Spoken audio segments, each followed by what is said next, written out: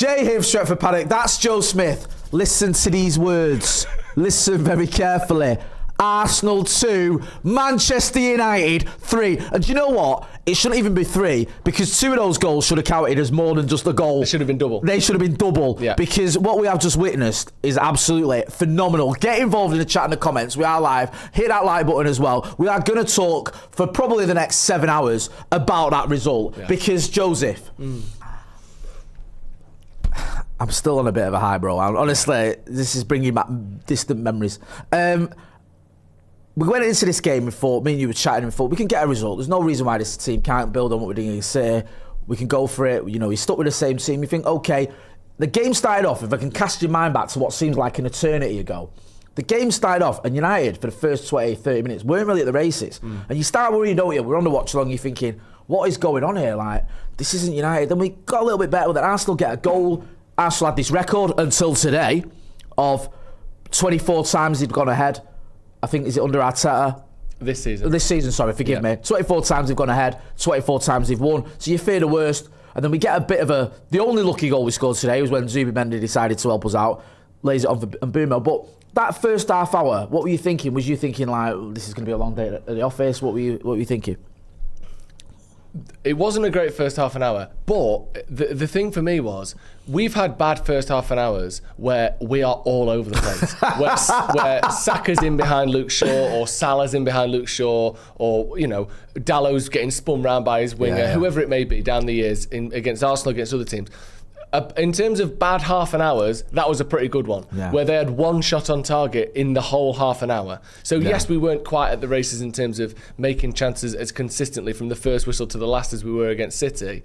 But as far as slightly ineffective 30 minutes goes, I'll take that one right there. I know it culminated in an Arsenal goal, but again, I don't think it was as a result of this growing pressure. I think their goal that they scored was an own goal. There was a lot of luck to it. It was a bit of a jammy flick off Erdegaard, Martinez's heel. And then Martinez is stood with Gabriel Jesus. They both go and try and kick it, and it hits Martinez and goes in. But United were in the game. We matched Arsenal in a lot of areas. And weirdly, probably the best we were for the whole game was the 15 minutes from the 30th minute when they scored or thereabouts to the end of the half. I thought we looked really good. And then you say a bit of luck, and there was a bit of luck to it, but also pressurise them into you make your own luck. I know it's a cliche we do, but we're quite fortunate Zubimendi decided to do what he did, which was just insane, if we're being brutally honest. Great finish from Mbeumo, who's proven himself to, obviously we all know he's a good player, but proven himself in these big games as well, against Liverpool, against City, against Arsenal. He gets in dangerous areas and is absolutely clinical, because this is the difference. Mbeumo didn't have loads of chances today. No. But once again, he scores the first chance he has of the game. That's what he does in these big matches, and it's something that we've lacked so much. How many times over the last 2 or 3 seasons? And I don't want to call out players by name, but I'll someone like a Garnacho, for instance, or maybe an Anthony or a Rashford in his later form, where we have a chance like that, and you go past the keeper and you dawdle too long and you get tackled, or you hit it first time and it goes wide. The difference with this team so far, and certainly under Carrick, is they are scoring these chances first time. And I think that's one of the reasons why we've had a decent record against these top teams. And that telly is proof of a lot of people in the chat asking about that telly. This is telly cam, by the way. Ronnie, during the celebration for Patrick Dorgu's goal, impact point, smashed his head into the telly, I think. So don't worry. We're going to replace the telly. Don't worry about Ronnie, he's fine. But yeah, we got a little fizz off that. That's what we do. That was a bit weird. And Ronnie was very apologetic, by the way, but none of us care. If you can't celebrate goals like that, then football's not for you. I'm going to power through some of these super chats, and I'm going to talk to you for another half hour about Patrick Dorgu's goal, and then we'll spend another half hour on Mateus Cunha's. Can't wait. It's Martian, member of the academy for 12 months, says Arsenal are not even comparable to 25-26 United, let alone the great 2008 side. If you missed it, Theo Walker asked a question on TNT the other night, saying, could this Arsenal side beat the 2008 side? Rooney said they'd batter him. Loads of gooners, got the knickers in a twist about that. And then as it transpires, this Arsenal side can't even beat the 2026 United side, let alone have a chance against the 2008 United side. So let's just get that straight. What a load of bollocks. Zachary Purvis says, what if we never lose again? Up the Paddock. Good point. It's possible. Descon, who's been a member for 4 months of the academy, just a super chat, nothing on it, but thank you. Get the popcorn ready for AFTV tonight, lads. Says Alistair Hancock, no disrespect to you, Alistair, and thanks for supporting the channel. I don't give a shit if Arsenal lose 10-0 to United. I would genuinely rather gouge my eyeballs out and use them as earplugs than watch Arsenal fan TV. It's fucking garbage. Matthias Anderson says, sorry, I don't like hating on other content creators, but I cannot stand Arsenal TV. Anyone in it and all it stands for, they're fucking terrible. Matthias Anderson says, fucking get in. Velvet Thunder says, what if he's mint? Love that. Don Bark, in the wise words of Andy Tate, second half of the season, we're doing well, you know the rest. Up the Reds, what a result, buzzing. Milst 1989, we are Manchester United up the paddock. Lego head panicked and we sent him crying, give Carrick the contract now. Great weekend. Callum on live says, I'm not getting carried away at all, but we are going to win every game for the rest of the season and we will win the league. Yeah. Jay and Joe, I love you both. Also, someone C-Fence says, tell us how you really feel, Jay. Sorry, I don't like sitting on the fence. What a performance. Frank's going to get his hair cut, says Ty chokes on DT's Willie. Yeah, Frank's on, just over a third of the way to getting his hair cut, Frank, who's the United strand. That Dorgu goal, right, it's 1-1 at half time, innit? You come out for the second half, and we were talking, and we said, probably not going to change anything yet. There's no reason to make changes. Nope. Maybe 20 minutes in, you might decide to bring on Mateus Cunha or Benjamin Sesko, but you're not going to do anything yet. And one of the people that the chat were mentioning, and an obvious change would be at some point Patrick Dorgu, because he's slightly, ironically we thought, less dangerous than maybe an Ahmad or a Mbeumo. So it feels like if you're going for it, you might change him for Cunha. Mm-hmm. But we all agree, not yet. Keep him on. Like, he's, obviously a mint player, and also he helps out defensively. That ball, right, it goes a little bit of ping-pong between him and Bruno. Not the easiest height to do anything with. And he sort of uses his hip. When that ball left his foot, could you envision what you were about to say? Did you think he's going to do this? There's something uniquely sweet about a ball hitting the underside of the bar, then hitting the ground, then hitting the underside of the netting. Yeah. There's no other finish or way of the ball going in the net that is as satisfying as that. So not only is it to take the lead, is it a slightly unlikely character in Patrick Dorgu, or increasingly likely actually, the performances he's putting in over the last few weeks.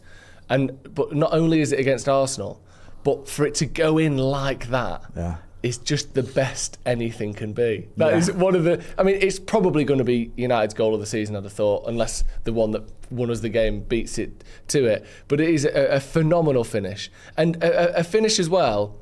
And we'll get to the Cunha goal, which sort of exemplified it. But when you look at the danger and the way the two teams made chances and created chances for themselves, it sort of typifies what you want football to be, which is one team playing 1-2s and smacking it from 20 yards, and what football has unfortunately become, which is crowding out the goalkeeper, 16 men inside the penalty box, and we'll just put it in a dangerous area and hope we get an own goal to win us the league. Yeah. Like, Arsenal are a good team, and they do a very good job of stopping the opposition, make enough chances that they can be beaten. But you look at the two ways both teams made chances today, it's so much better that United won this game. Not a sort of a moral thing, but just looking at that game, United fucking deserved to win that. Yeah. They deserved to win anyway, but in a game that was close and where chances were relatively even, when you look at the way they made their chances and the way we made ours, I'm so glad we won. Yeah. And I'm so glad we won scoring goals like the Dorgu one, and I'm sure we'll come on to it like the Cunha one as well. It's so much more satisfying than, another one's bobbled in again. Another one's bobbled in. The goalie couldn't move because he had 16 people on his head and the ball's bobbled in again. Rancid stuff. Phenomenal from Patrick Dorgu and from Man United. No, I agree. I think the only way you get away with it, playing that way that Arsenal play, is if you win things. Yeah. Like, the sort of, the results justify the means or whatever. Like, if the end of the season, you've lifted a title or you've won a Champions League or whatever, you go, it weren't the greatest season, but at the end of it, we won something, so I can stomach it. This team ends up winning now. You're going to look at it and you go, your football was fucking shite and you won now. What are you doing? Like, what's the point? Yeah. Like, you've got to ask serious questions of Arteta. And I've been someone who thinks Arteta's done a good job, and even if they don't win out this season, his job should be safe because they've been competitive at a very high level for the last 3 or 4 years. Yeah. However, if you're not winning out and playing turgid football, where it's literally just, let's get a corner, let's get a set piece, and just scramble something in from that, and at the end of it, you go, we finished second again, we got to the Champions League semi-final, FA Cup quarter-final. Really? Is that what you're about? You've got to win things to justify that pretty what you said, Joe, rancid football. Selena says, don't want to get carried away, but 21 is coming. I agree. Akash K says 21 is coming. Matthew Golder says, don't care if my emotions getting the better of me, but just give Carrick the job. Put the contracts in front of him and let him sign it. Mayor Amateur says, guys, take a second and breathe. Carrick looks good in a suit and 21 is coming. And they've been a member of the first team for 34 months. Yeah. Gooners is such a fitting word. Bunch of perverts, says KW 1998. I would like to argue, but I think that's factual. Kaz Mofo says, live, love, United. Let's keep it going, lads. Love you all. Team Overton says, and Mbeumo best signing post Fergie, full stop. Yeah. Drop points next week till it's all for naught. Keep the momentum going. Real recognises real, says Ronnie's broken the telly. He's broken the telly. Ronnie J. Mora, welcome to the first team. Carrick changed my life as a player, now doing it as a manager. I love this man, says Talina. I'm going to get in some more chats in a minute. They're coming thick and fast. I'll try to get as many as I can.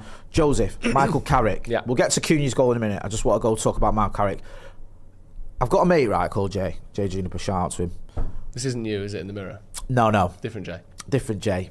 He's, white Jay. And he loved Michael Carrick as a player, right? He's a rave on about him constantly. I've realised you give me that vibe since me and you've become mates, started working together. Every time you talk about Michael Carrick player, your eyes lit up, you'll wax lyrical about him, you'll go on about him quite a lot, and I agree with everything you're saying. He was a fantastic footballer. And you've always made the argument like how underrated he was and didn't get enough England caps, just absolute Rolls Royce player, all that. So we know what you think about him as a player. Now you see him as a manager again doing these things. What sum up how you feeling about that? Because you're talking about a player you loved as a fan. Forget all the fucking chat about what's going to happen with him, all that. Just as a fan, seeing someone you loved come back to the club and do this as a manager. What's that like? There's nothing better, is there? There's actually nothing better, because it's. And we had a similar feeling under Ollie, obviously, in that caretaker spell to start with, where someone you already love, someone that knows the club, especially when the previous manager and the sort of the regime currently at Man United, there's question marks about the United DNA. Do they know what Man United really is? Did Amram know? Does Ratcliffe know? He knows. Michael Carrick knows. And he's someone that has brought us so much joy as a player already. We talk about that 2008 team, an absolute pivotal part of that 2008 team. He was one of the first names on the team sheet for one of United's most successful ever periods from 2006-7 to 2013.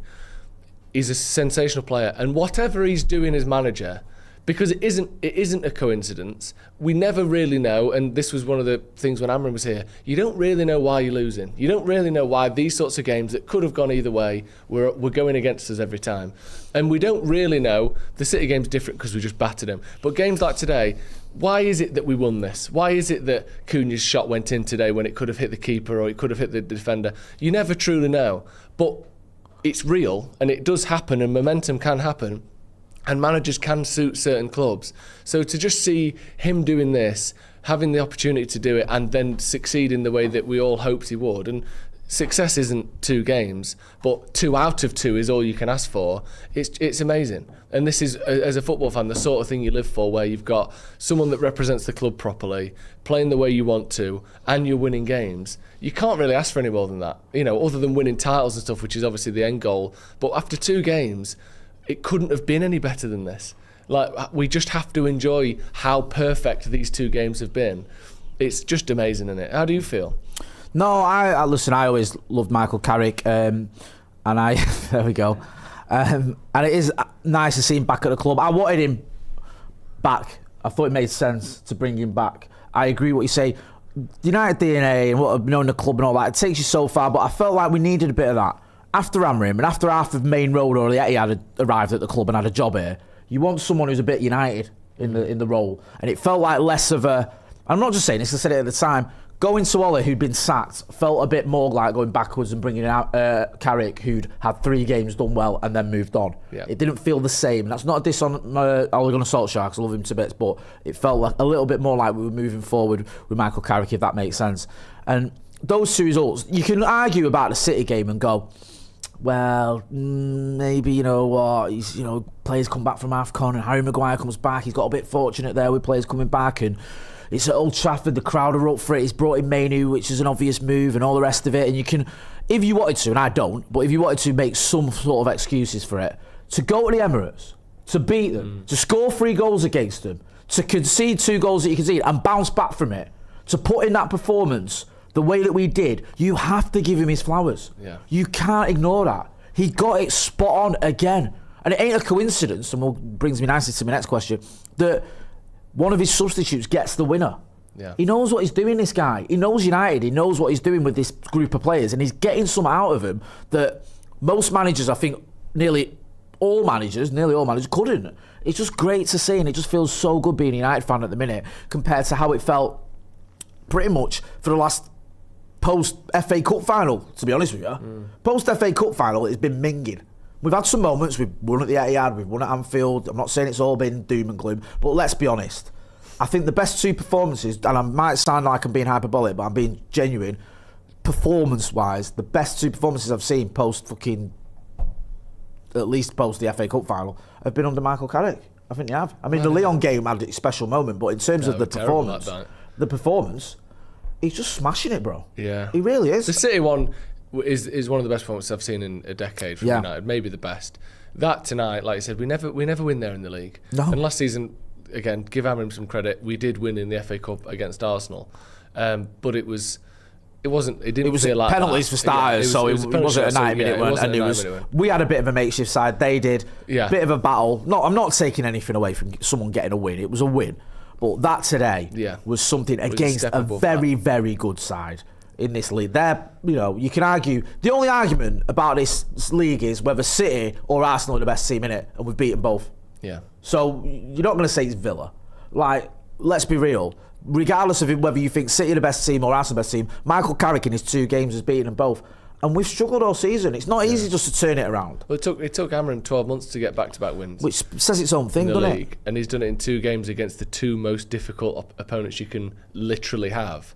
It is amazing. And I'm sort of fascinated by it. Like, how does that happen? What's the difference? So, because I guess we all get a different feeling that.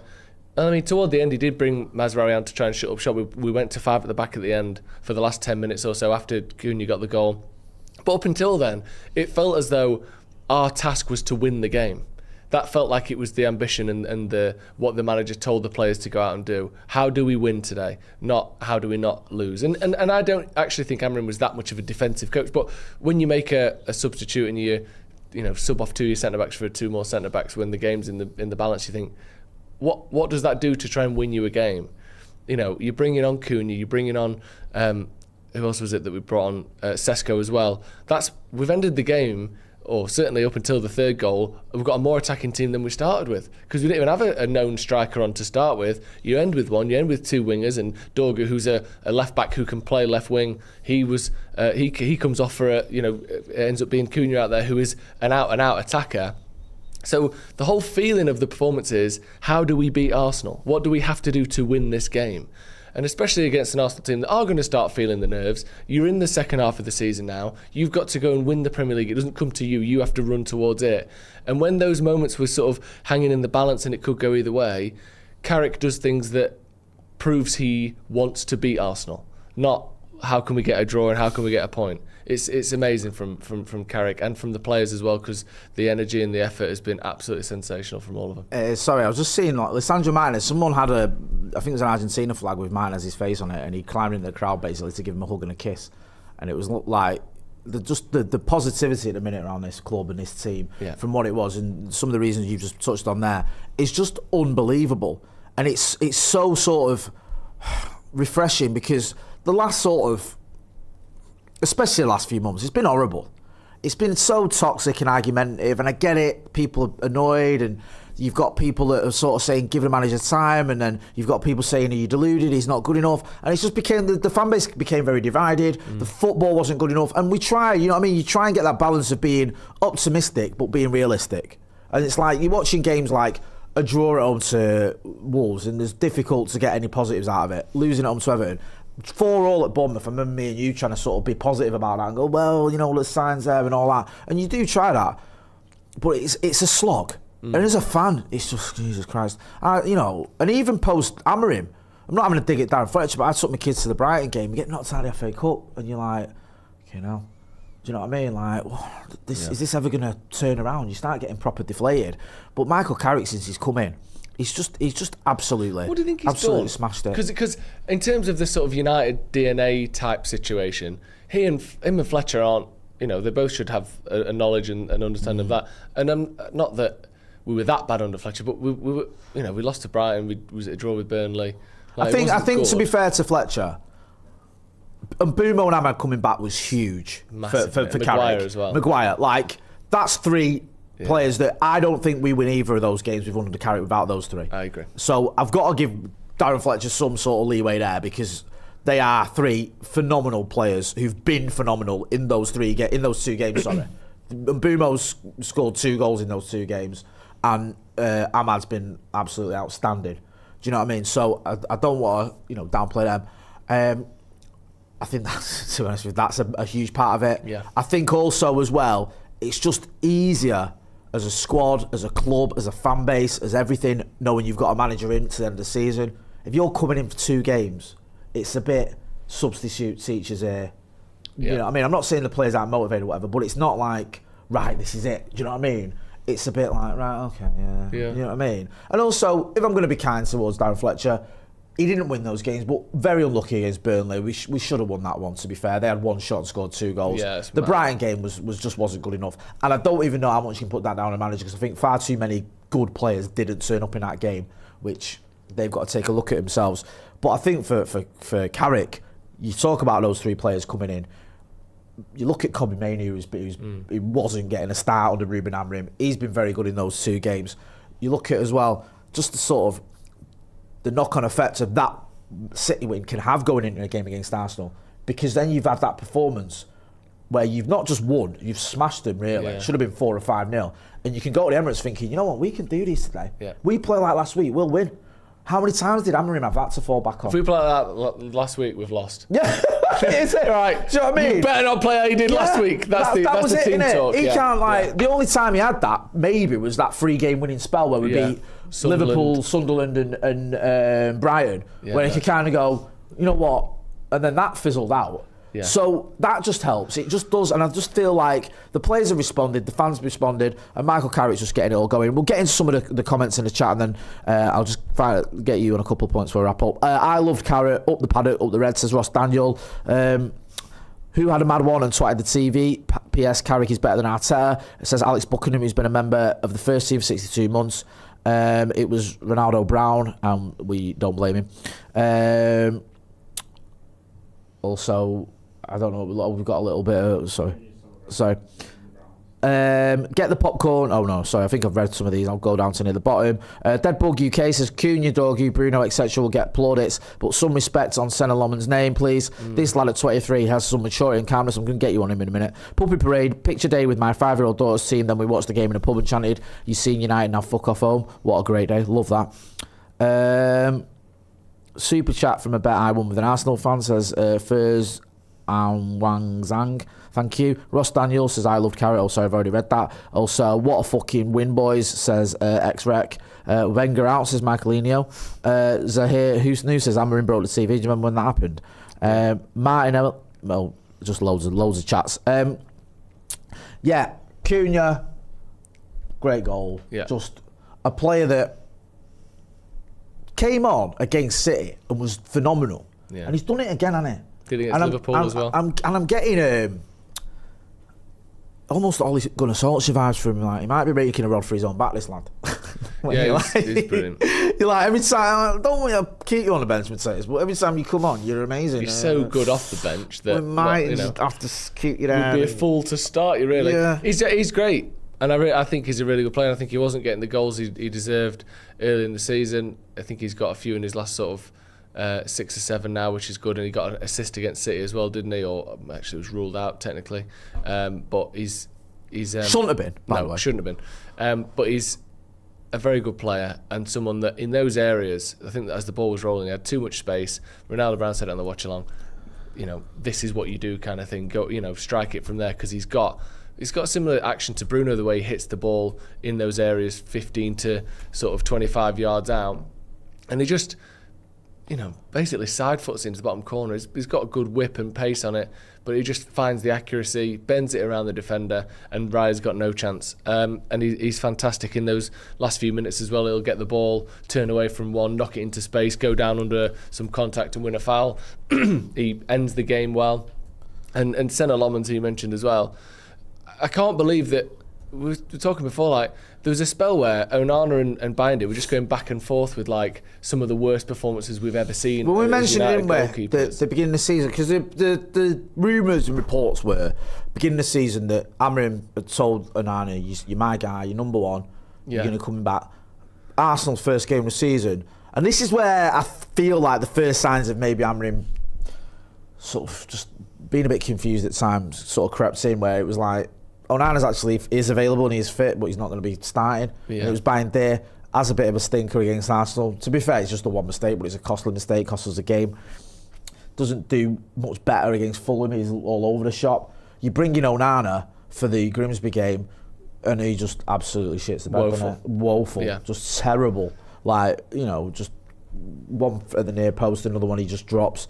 They just completely lost their heads, both of them. Yeah, you're like, you can't, like, as a manager, and listen, we can have an Amorim debate for another time, we've done enough of that. But as a manager, if you've got two goalkeepers and they're both terrible, what are you going to do? And then Lammens comes in, even under Amorim, he was excellent. No, Lammens comes in straight away. I think with Sunderland, he gets a clean sheet, which is as rare as rocking all shit at this fucking club this season. Yeah. And it's like, okay, he's got something about him. Not easy for a 23-year-old coming from Royal Antwerp to come into the Manchester United side that's struggling, that's conceding a lot of goals and a lot of chances, and do what he's done. And I think he needs to get credit, because today I thought he was very, very good. I thought there was a shot from Saka at near post, and it's one of those where it goes in, you're probably going, but he was still alert. But you think, think of the goal we conceded in the FA Cup final, where Dorgu does the exact same thing on the other side. Doku, so not Dorgu. Oh, no, Doku, yeah. And Onana's near post. A poor shot or a poor goal, but it happens. Yep. So you got to give, and also there was the header in the first half as well. Where great header, great save. Sorry. Yeah. I thought his distribution was pretty decent as well. Under pressure quite a lot, and he was kept. You might go, it's easy just to play, go long, whatever. But he did it very well, and he didn't cause any dramas. And the best compliment I can pay him is you kind of forget about him. Yeah. You kind of don't think about Senne Lammens anymore. And how many times did you go into a game thinking about Andre Onana? You thought about the goalkeeper every time the ball went near him before. Yeah. Every time the ball went near him, you thought something bad could happen. I love you, Joe, right? Because no matter what, you will always try and find a positive or back someone. But even like you were running out of it with like, I remember at times you were like, he shifts his weight and and then by the end you're like, oh, I can't, this guy, man. No. Like, do you know what I mean? What can you say to this? What am I going to say to that? Like, you can't work with anything here. Lammens has come in, done very well. I'm going to power through some chats, and then we're going to be hearing from Stephen Howson, and we're going to be hearing from Andy Tate. People say we need McCullough. I think you and Mac are doing a video later on tonight. Tomorrow, is it uncensored? There is going to be an uncensored with these two. It'll be out tomorrow. Out tomorrow. So don't worry, we're going to get Adam. Oh, Adam McCullough's saying, call me now. Yeah, should we call him? Yeah, give him a little call on that. Right. I'm going to call him. I'm going to let him know he's on speakerphone, right? Do you think he doesn't know? What? That he's on speakerphone? It was a super chat asking you to ring him. Oh, yeah. Sorry. My head's gone. My head's fully gone. Right, Mac is here, I think. Right, you're on speakerphone in case you don't know. Hello? Got an announcement to Stretford Paddock. Go on. Can you hear me? Yeah, you're on speakerphone, you're on the live. Go on. Premier League piss take is returning tomorrow. Yes! Hey! Premier League piss take is returning tomorrow. Are you bringing back better than Arteta? Mate, we are bringing back better than Arteta. There's only one manager with an 80% win record ever as Manchester United manager. Never lost against Arsenal, never lost against City, never lost against Chelsea, never lost against Emery. Just put the paper down and give him the job, man. What we doing? Yes, I can't wait. Absolutely love it. What we doing? Yes. Give him the job. Give him the job. There you heard it from Adam McCullough. He says, give Michael Carrick the job. You know what? I think we're going to wrap it up there. Thank you, Macca. Looking forward to tomorrow, Adam. We'll see you tomorrow, my brother. Take care. Yeah, we're going to wrap it up there. That was Adam McCullough. Premier League piss take is back tomorrow, and rightly so. If there's ever a day you need Premier League piss take in your life, it's tomorrow after you just beat Arsenal 3-2 at the Emirates. Right, I'm going to go and have a chill out. Yeah, you chill I'm out. not actually. I'm going to go and watch Patrick Dorgu and Mateus Cunha's goals on repeat forever. Thank you to everyone who got involved in the chat and the comments. Forgive me if I missed a few of them. It's almost impossible when it's just coming as thick and fast. Go and check out the merch. There's a link, not a link, there's some on your screen there. There's a link in the description. And in the super chats, in the chat as well. Go and check him out on the Sloppy Joe's podcast and check out all the other videos that are up or coming up. Make sure you're subscribing. That's been Joe Smith. I'm Jay Motti. This has been a review. Manchester United beating Mikel Arteta under Michael Carrick. It's just what he does, isn't it? Thanks for watching.